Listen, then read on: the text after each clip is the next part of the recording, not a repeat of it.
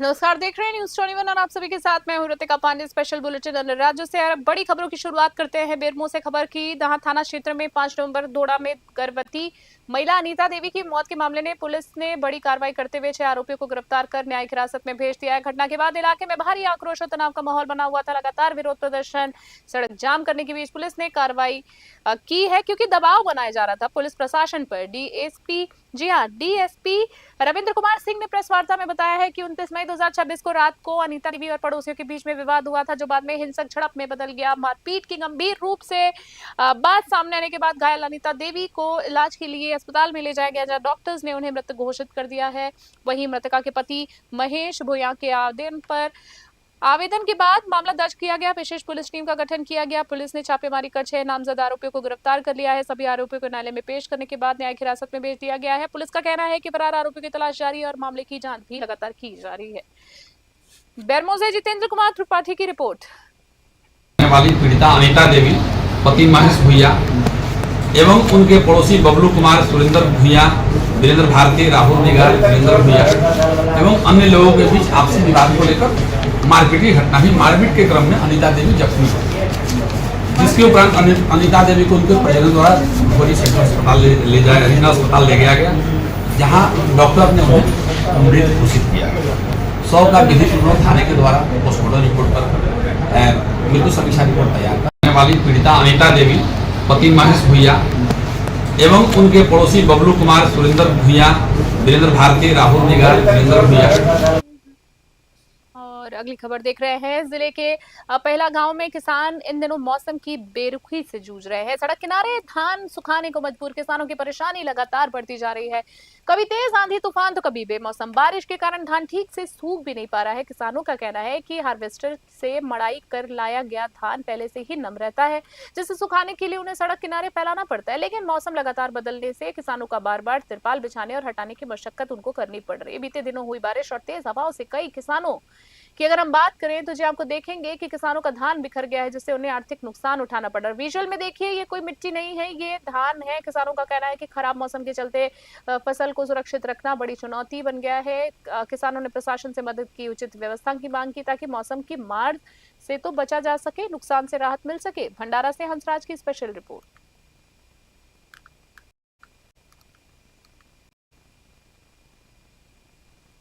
भंडारा में बढ़ती महंगाई, पेट्रोल डीजल की कीमतों में विरोध में बहुजन मुक्ति पार्टी ने जिलाधिकारी कार्यालय के सामने अनोखा दे धक्का आंदोलन किया है। इस दौरान कार्यकर्ताओं ने वाहन को धक्का देकर सरकार के खिलाफ जोरदार नारेबाजी की और विरोध प्रदर्शन दर्ज किया है। बात करें आपको जहां आंदोलन के दौरान कार्यकर्ताओं की अगर मैं बात करूं तो कार्यकर्ताओं ने महंगाई को लेकर गहरी नाराजगी जताई और सरकार से तत्काल राहत देने की मांग की। प्रदर्शन में अभय रंगारी सहित कई कार्यकर्ता शामिल रहे। पार्टी नेता सुभाष भिवगड़े ने कहा है कि लगातार बढ़ती ईंधन कीमतों से आम जनता पर भारी बोझ पड़ रहा है, जिसे कम करने के लिए सरकार का ठोस कदम उठाना उनको चाहिए। प्रदर्शन शांतिपूर्ण तरीके से संपन्न हुआ, लेकिन कार्यकर्ताओं ने चेतावनी दी है कि मांगे पूरी नहीं होने पर आंदोलन तेज कर देंगे। भंडारा से हंसराज की रिपोर्ट। दे धक्का नाम इसलिए दिया गया है क्योंकि 15 दिन के अंदर, यही 15 दिन के अंदर पेट्रोल और डीजल के भाव 15 रुपए तक बढ़ा दिए गए और 15 रुपए भाव बढ़ने के कारण इसका जरूरती जो सामान्य सामग्रियां है, जीवनावश्यक जो वस्तुएं हैं, उन सभी के दाम बढ़ गए हैं और जनता त्राही त्राही कर रही है। इसलिए गरीब जनता को सरकार ने लूटना बंद करना चाहिए। और अगली खबर देख रहे हैं। जहां मन की बात कार्यक्रम का प्रसारण भाजपा मंडल चांदिया अंतर्गत किसानों के साथ सामूहिक रूप से सुना गया है। इस अवसर पर भाजपा किसान मोर्चा के आह्वान पर आयोजित कार्यक्रम में बड़ी संख्या में कार्यकर्ता किसान उपस्थित रहे। कार्यक्रम में भाजपा जिला उमरिया अध्यक्ष आशुतोष अग्रवाल, वरिष्ठ नेता राम नारायण पायाशी, भाजपा जिला मंत्री पंकज तिवारी, मंडल अध्यक्ष पुष्पेंद्र सिंह रघुवंशी, नगर परिषद चांदिया अध्यक्ष पुरुषोत्तम कोल, उपाध्यक्ष अनुपम चतुर्वेदी तथा युवा नेता सुजल तिवारी सहित कई पदाधिकारी मौजूद रहे। इस दौरान प्रधानमंत्री द्वारा देश के विकास, किसानों की भूमिका, स्वच्छता और जन भागीदारी को लेकर दिए गए संदेशों को ध्यानपूर्वक सुना गया। उपस्थित लोगों ने इसे प्रेरणादायक बताते हुए राष्ट्र निर्माण में सक्रिय भागीदारी का संकल्प लिया है। उमरिया से राहुल शीतलानी की विशेष रिपोर्ट। देश के यशस्वी प्रधानमंत्री आदरणीय नरेंद्र मोदी जी के 134वें मन की बात के एपिसोड को भारतीय जनता पार्टी मध्य प्रदेश किसान मोर्चा के आह्वान पर आज भारतीय जनता पार्टी चंदिया मंडल के कार्यकर्ताओं द्वारा किसानों के साथ माननीय प्रधानमंत्री जी के इस मन की बात का कार्यक्रम को आज सुना गया। निश्चित रूप से हर एपिसोड में माननीय प्रधानमंत्री जी देश के निचले से निचले स्तर में जाकर देश के यशस्वी प्रधानमंत्री। अगली खबर देख लीजिए। लोक माता देवी अहिल्याबाई होलकर की 301वीं जयंती श्रद्धा और उत्साह के साथ मनाई गई। इस अवसर पर पाल बघेल समाज की ओर से शहर के प्रमुख मार्गों से भव्य चल समारोह निकाला गया, जिसमें बड़ी संख्या में समाजजन शामिल हुए हैं। समारोह का मुख्य आकर्षण रहा बग्गी।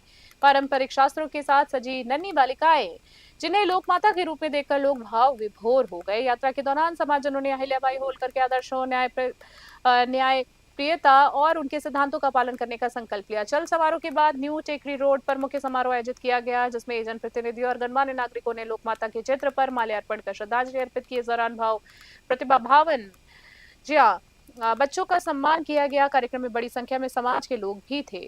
गुना से विनोद सोनी की रिपोर्ट।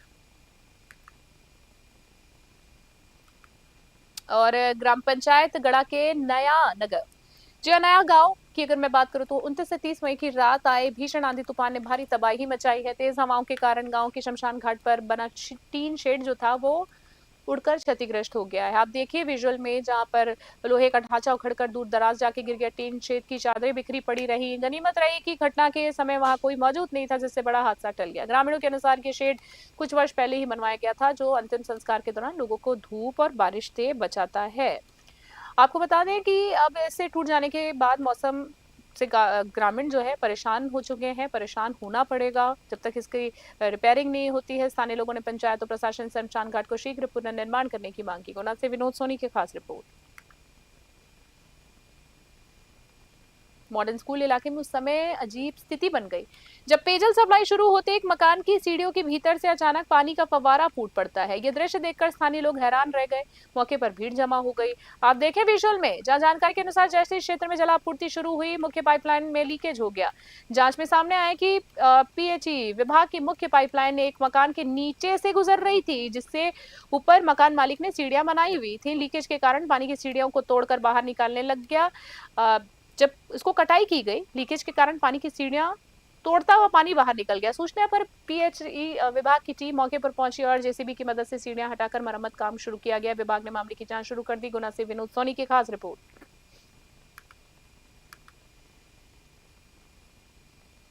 आज सवेरे 10:30 बजे हमने शास्त्री पार्क से भार्गव कॉलोनी की सप्लाई चालू करी, तो वहाँ पे लाइन मॉडर्न स्कूल के सामने लाइन लीकेज थी।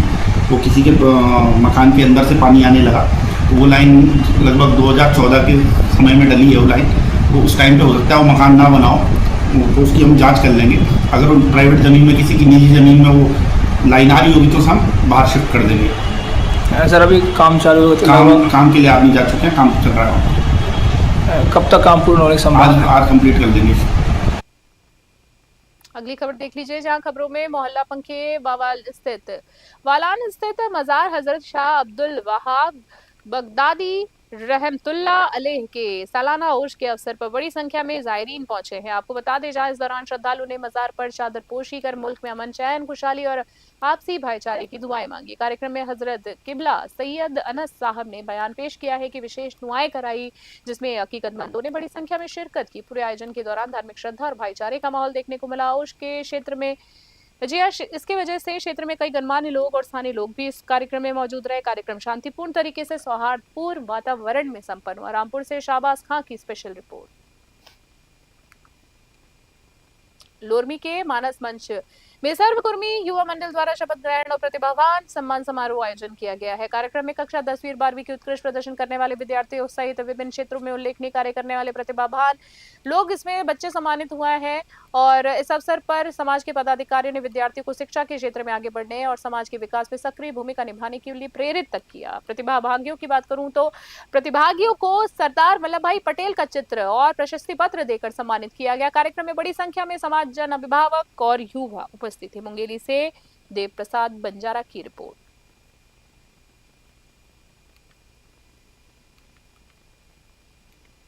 सम्राट चौधरी पहल की बात करें तो सम्राट चौधरी पहली बार पर संभालने के लिए बात भागलपुर पहुंचे हैं, जहां उन्होंने विक्रमशिला सेतु का निरीक्षण किया है।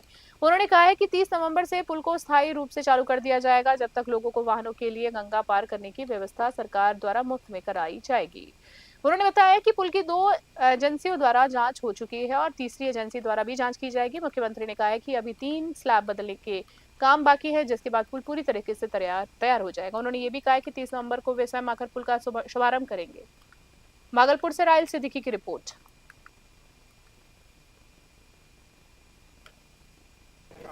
जब तक पुल निर्माण नहीं हो तो 30 नवंबर को मैं स्वयं आऊंगा और इस पुल को फिर से चालू करूंगा। अभी टेम्पोररी चालू होगा और दूसरा, जब तक ये पुल चालू नहीं हो तो प्राइवेट गाड़ी हो या आम लोग हो, उसको मुफ्त में इस तरफ से उस तरफ ले जाने के लिए सारी व्यवस्था सरकार के तरफ कहा है। खास बुलेटिन में इतना ही। बने रहे न्यूज़ 24 में। नमस्कार, जय हिंद, जय भारत।